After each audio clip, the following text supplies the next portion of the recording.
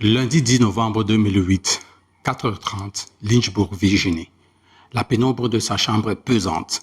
Soudain, une lame le feu scie la colonne vertébrale et remonte jusqu'à sa tête. Son corps se braque, raide comme une planche, ses mâchoires se verrouillent et la sueur lui glace le sang. Dans son esprit de neurochirurgien, c'est la panique et il pense « surtout pas à l'hôpital ».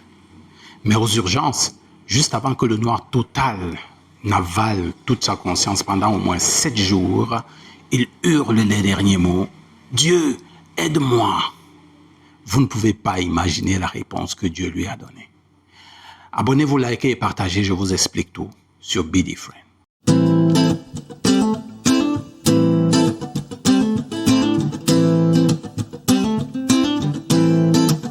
Imaginez-vous un neurochirurgien qui passe sa vie à étudier le cerveau des humains. Un médecin formé à la science occidentale, habitué à considérer que le cerveau est la clé de notre conscience.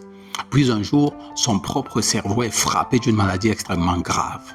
Il tombe dans un coma profond. Et lorsqu'il revient à lui, il affirme avoir vécu une expérience qui bouleverse complètement sa propre conception de la conscience, de la réalité, de Dieu et de l'amour. Ce médecin s'appelle le docteur Eben Alexander. Et son livre « La preuve du paradis » que nous allons examiner aujourd'hui apporte une lumière sur au moins 3 questions qui devraient nous intéresser, nous particulièrement les Africains. Première question. Et si certaines de nos certitudes étaient simplement des croyances que nous n'avons jamais pris le temps d'examiner? Deuxième question. Et si notre plus grosse prison, c'était la peur? Troisième question. Et si on nous a toujours menti sur Dieu? Je suis Didier Maillet, mais je fais des résumés de livres pour donner envie aux Africains de s'auto-éduquer par la lecture afin de stimuler leur esprit critique pour les aider à reprendre la responsabilité individuelle de leur vie et bien sûr à libérer le continent de la pauvreté systémique dans laquelle nous sommes plongés depuis pas mal d'années. Aujourd'hui, nous allons parler d'un livre qui peut être lu comme un récit d'une expérience spirituelle, mais aussi comme une invitation à faire une autre chose beaucoup plus importante, apprendre à penser par soi-même. Et c'est cette dimension qui m'intéresse particulièrement, et surtout pour nous, les populations africaines, notamment parce que nous avons grandi avec plusieurs systèmes de croyances superposés. Les traditions familiales, des religions importées, l'éducation scolaire, les discours scientifiques, les croyances populaires et les récits mystiques. Le problème, ce n'est pas de croire. Le problème est de croire sans examiner. Le problème n'est pas non plus de faire confiance à la science. Le problème apparaît lorsque nous transformons une méthode de connaissance en une idéologie qui prétend déjà connaître les limites de toutes les réalités. C'est justement l'une des plus grandes questions soulevées dans ce livre de Eben Alexander. Vous le devinez, mais je vous le dis quand même, j'ai déjà réalisé un résumé PDF de la preuve du paradis qui vous permet de découvrir les idées maîtresses de ce livre en famille et pour vous donner envie d'aller lire le livre lui-même.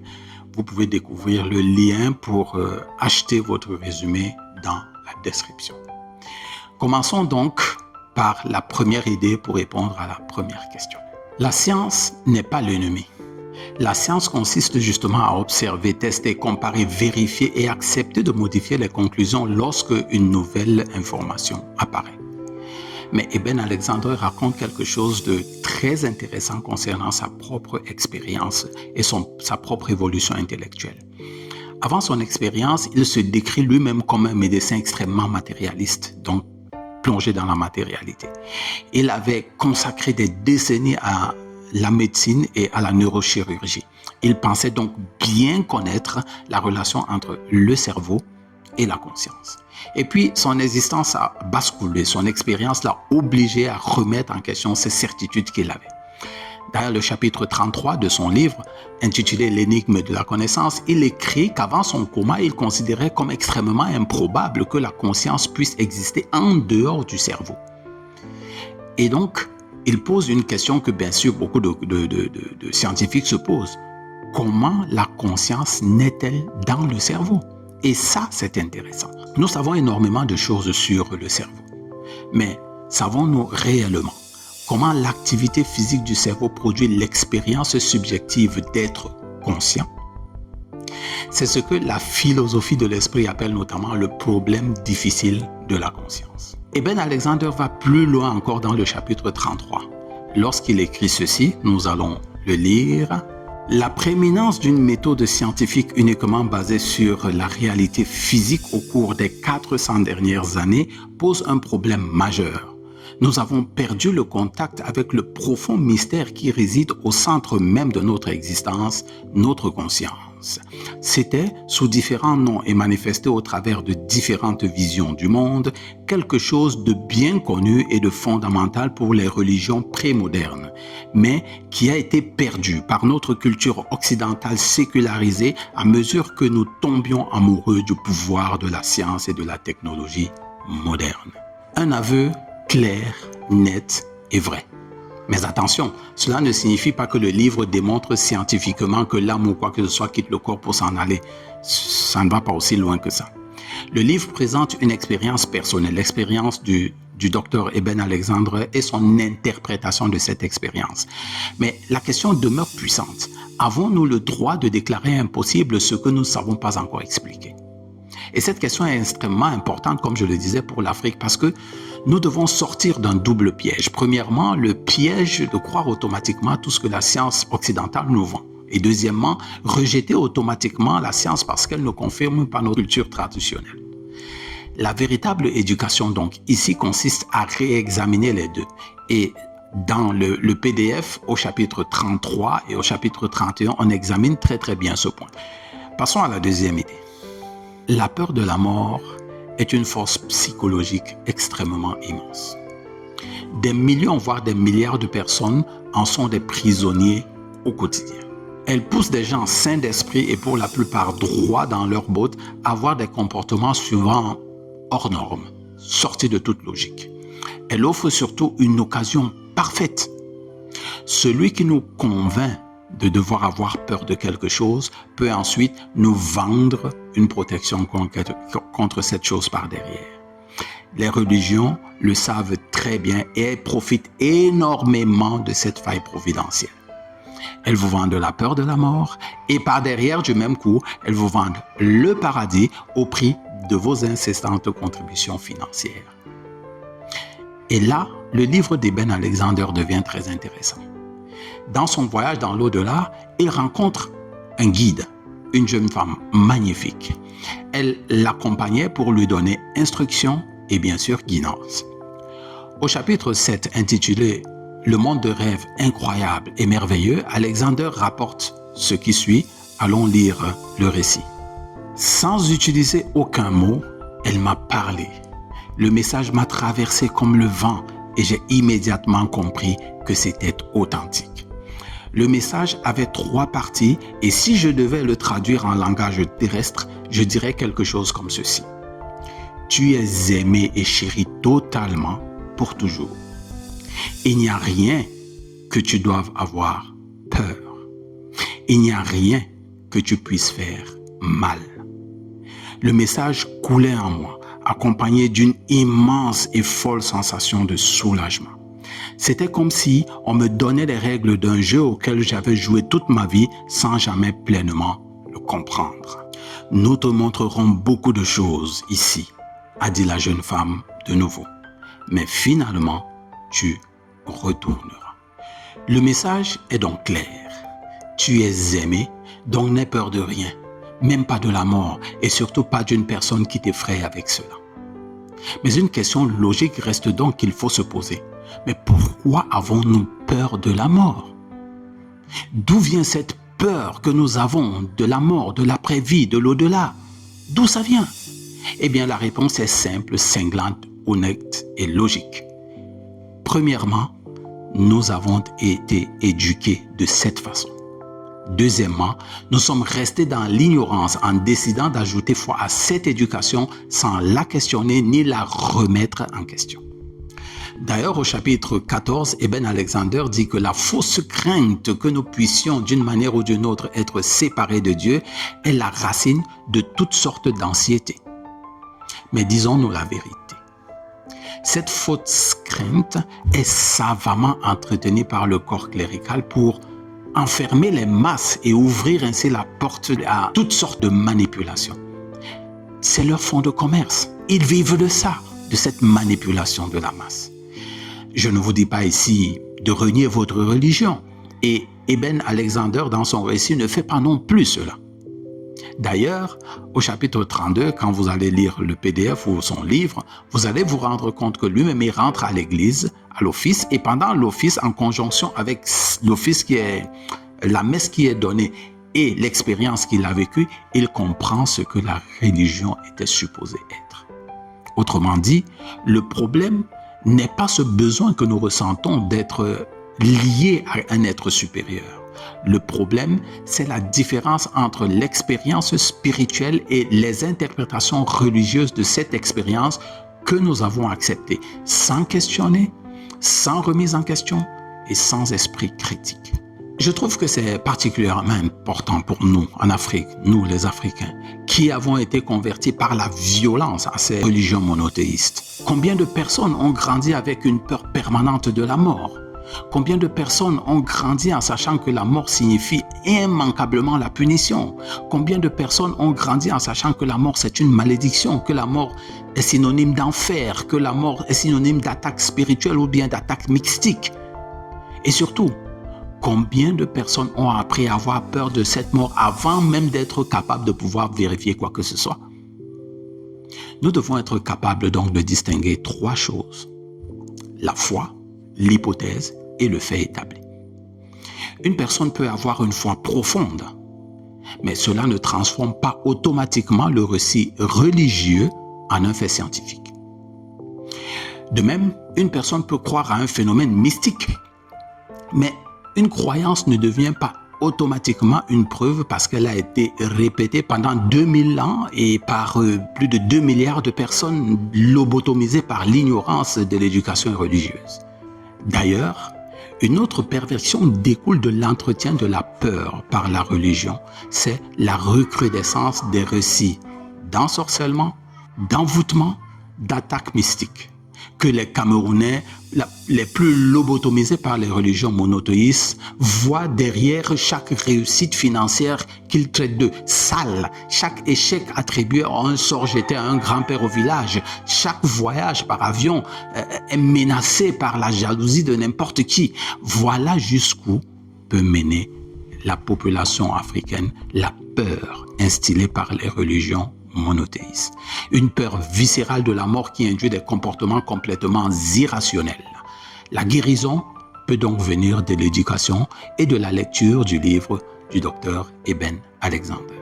Le troisième point, si vous ne retenez rien, ou bien si vous ne retenez qu'une seule chose de cette vidéo, de ce livre, ou bien du résumé PDF du livre d'Eben Alexander, ça doit être celle de Dieu, de l'être que l'on nous a servi comme omniscient, omnipotent, omniprésent, le créateur du ciel et de la terre, l'origine de toutes les vies. Eben Alexander qui a crié « Dieu, aide-moi » quand il sombrait dans le coma et dans d'atroces douleurs, ne présente pas Dieu comme une figure assise quelque part dans le ciel et examinant chacun des faits et des gestes que vous faites. D'ailleurs, il ne l'appelle même pas Dieu, ni Jéhovah, ni Yahvé, ni Allah, mais Om. O-M. Pourquoi fait-il cela? Parce que son expérience l'a amené à parler d'une réalité divine beaucoup plus difficile à représenter avec des mots. Au chapitre 32, lorsqu'il retourne à l'église, il explique qu'il comprend désormais les symboles religieux autrement du fait de son expérience. Et au chapitre 33, il dit ceci que nous allons lire.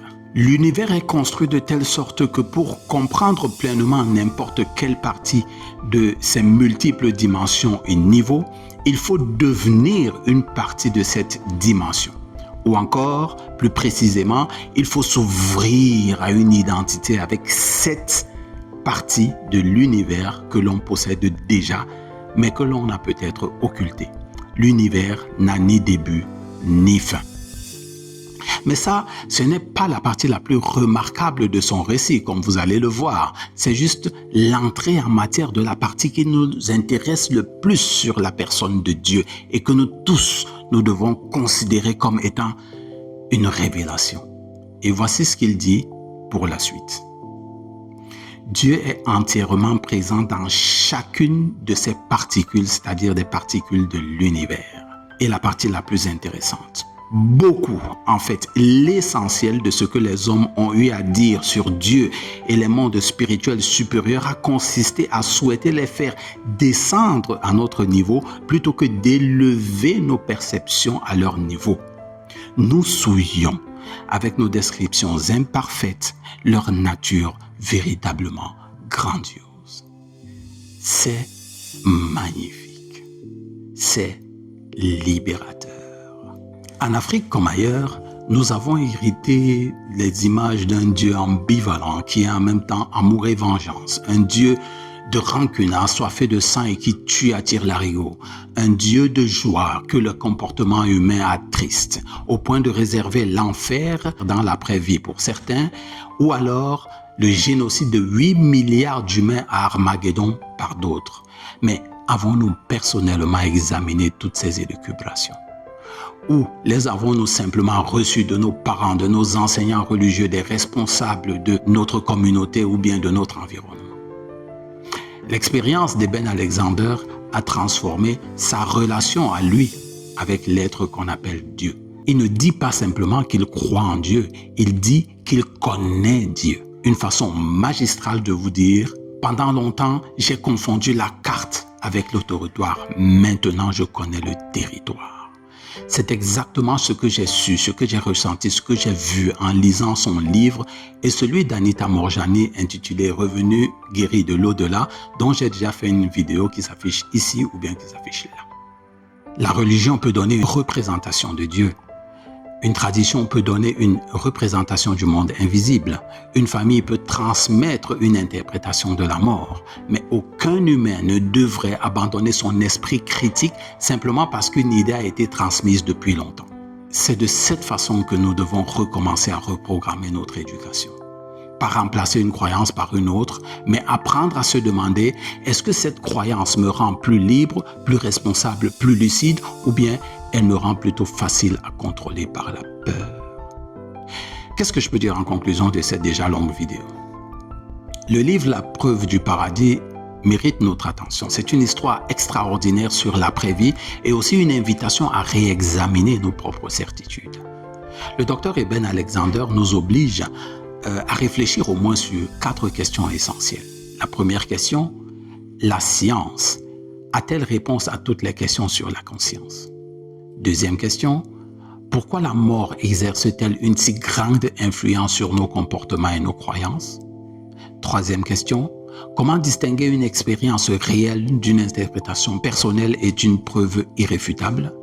Quatrième question, combien de nos idées sur Dieu, la mort, les mondes des invisibles avons-nous nous-mêmes réellement choisi sur la base d'un examen critique au travers de notre raison? La liberté intellectuelle ne consiste pas à croire tout ce qu'on nous dit. Elle ne consiste pas non plus à rejeter tout ce que l'Occident dit pour accepter automatiquement ce qui vient de nos traditions. Pas du tout. La liberté intellectuelle consiste à être capable de se dire « J'accepte d'abord ceci comme étant vrai, mais je vais l'examiner, le comparer, le vérifier et ensuite je vais décider en toute responsabilité individuelle si j'y crois ou pas. » Rappelez-vous, c'est l'éducation qui fait la différence entre les hommes. Nous devons sortir d'une éducation qui nous dit seulement quoi penser et construire une éducation qui nous apprend comment penser. L'histoire complète d'Eben Alexander, résumée bien sûr dans le résumé PDF illustré, La preuve du paradis que j'ai réalisé, peut vous aider, vous et votre famille, dans ce sens-là. Le lien, bien sûr, vers le PDF se trouve dans la description de la vidéo. Cliquez sur le lien, découvrez le résumé PDF La preuve du paradis et commencez bien sûr votre réflexion. Et pendant que vous lisez, réfléchissez et répondez à cette question. Suis-je suffisamment libre intellectuellement pour examiner ce que je crois avant que quelqu'un d'autre ne pense à ma place? À vous de décider. Voilà ce que j'avais à partager avec vous dans cette vidéo. Si vous avez aimé, vous faites ceci, vous partagez aux personnes à qui vous pensez que ce serait nécessaire. Et bien sûr, n'oubliez jamais, c'est l'éducation qui fait la différence entre les hommes. Soyez différents, continuez à vous éduquer par les livres et rendez-vous à la prochaine vidéo.